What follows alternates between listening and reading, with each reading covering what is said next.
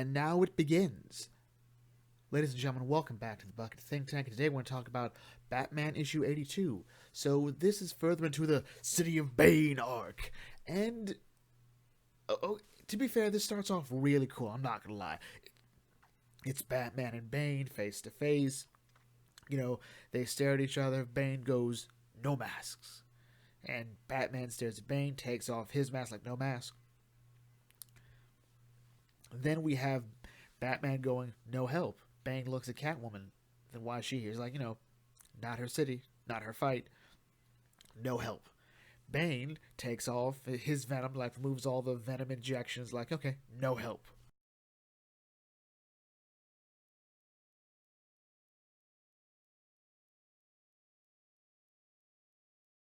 And then Bane goes, "I am." And Batman's like, "Yeah, I get it. You're Bane. You're Bane. I'm Batman." And so the fight begins, and then Catwoman helps. So this is pretty much sort of a subversion of what happened in, what was it? I Am Suicide? No. I think it was I Am Bane, in the I Am Bane storyline. So in that one, Batman has to defend Arkham Asylum, or in this case, the Psycho Pirate, from Bane, and then they have their fight there. And I thought it was already played off pretty well when Batman left Arkham Asylum after being in the Nightmare scenario. But whatever. This is pretty much a tag team fight, or sort of. It's 2v1, Batman and Catwoman versus Bane. And what's really cool is that this was all sort of the plan. And I don't really hate this plan.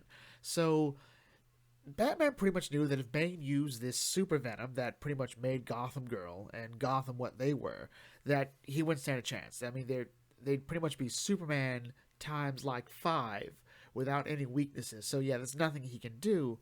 So the idea was, well, we have to bait him. We have to make him think like this is that great fight. You and me, Bane, one-on-one, mano-a-mano. Everything's here. Let's you, me, our fist, city on the line, just like the Knights of old, like how we've always done it.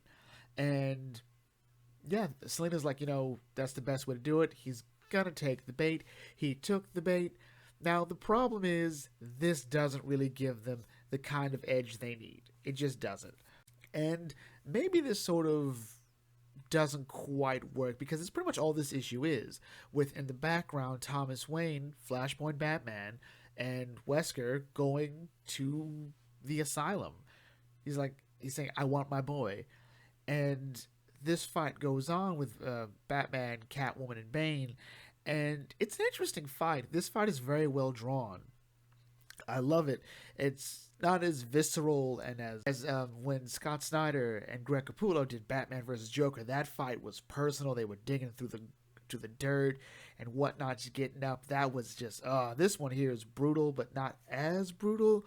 And Catwoman thinks she's gonna be able to win this, or at least help out, and she gets knocked down. I think she dies going by that, because you don't hit the wall like that, and there's a lot of emphasis on that neck and that crack. So I don't know. So Batman tackles Bane. There's more cracks, and he's like, "I'd kill you, Bane." You're like, but death would only end your pain. I'm not going to do that. And this, I think, is sort of where we sort of leave the Batman thing, because if the logic is that Bruce knows that Bane killed Alfred, then I can understand where he's coming from. But nothing about this story has convinced me that Batman knows that Alfred has been killed by Bane. And if the idea is that he's been pushed to the limit, even at his quote-unquote revived best, this works. But no, nothing about this story has convinced me that he knows that this is happening. So that's what throws me off a bit. It's a bit of a betrayal of his character that the reason he's not killing Bane is because that would end your suffering. I want you to suffer. No, that feels very un-Batman. It is more believable to me that he would I'm just going to break your back. I'm going to break your back. This was something that was really cool in the I Am Suicide story, when Batman was going to go see Bane in the early days of King's Run, like, "Hey, I'm here to get Psycho Pirate. If you don't give me Psycho Pirate, I'll break your back." And here we are now, the attempt to break the back. And apparently, Batman's never allowed to break Bane's back, because then Thomas, a.k.a. Flashpoint Batman, a.k.a. he's working my nerves every issue he's here, shoots Batman twice. and he falls down. Bane, and then Bane gets shot, and Flashpoint Batman says, Wesker, bring me the pirate. And that's how it ends. So, what happens? What happens? So, we're getting the Psycho Pirate, and Psycho Pirate's, I guess, gonna rework Bane and Batman and Selina, and we're all gonna act like nothing's happened. How does this story resolve itself? We've already got confirmation that, hey, Flashpoint Batman took out every member of the Bat family. Are they dead? Doubt it. Doubt it. They're out. They're down for it, and they're running out of time. They couldn't stop Flashpoint Batman together. Jason Todd is still not here, and I think we all know why Jason Todd is not here. Because if Jason Todd was here, there was no way that Bane would have survived. All right, there's no way. There's no way that Jason would. Jason cannot know that Alfred has been killed. That's all there is to it.